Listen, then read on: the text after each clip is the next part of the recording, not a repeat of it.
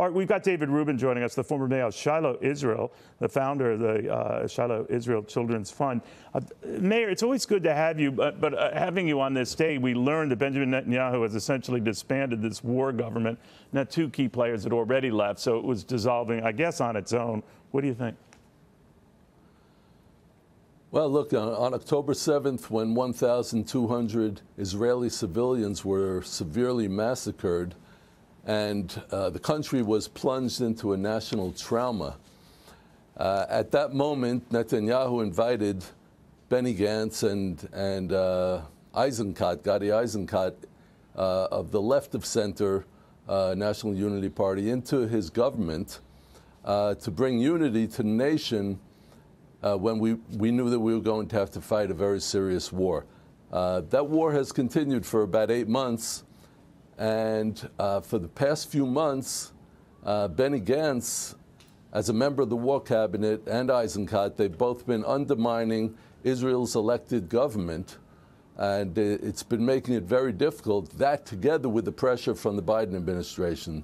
So, frankly, I'm happy to see the two of them go. Yeah. If you can't be united, if you can't work together on behalf of this very, very justified war, then you don't belong in the war cabinet. You know what?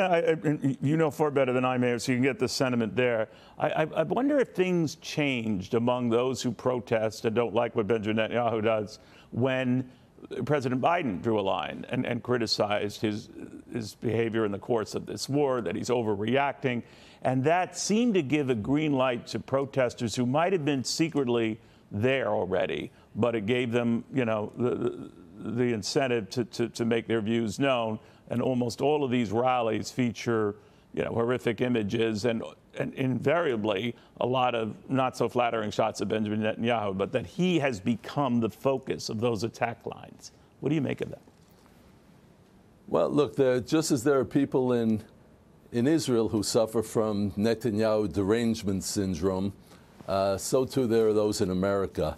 But those in America aren't just focused on Netanyahu. The ones who are out in the street, the far left radicals, the Muslim radicals, who've been launching these wild, violent protests on American campuses and American streets, they don't have the slightest idea what is going on here. And if they do, then they're just plain evil. Biden has been sending out very mixed signals because his people are concerned about the election that's coming up. And it's unfortunate because I think he's making a political miscalculation. I don't think it's going to help him to threaten Israel and try and pressure Israel to back off, because if you want to win a war, you have to win a war to win. The last war that any of the nations of the free world fought, that was fought to win, was World War II. And since then, everyone fights with their hands behind their back against radical terrorists, and that's not how you win a war.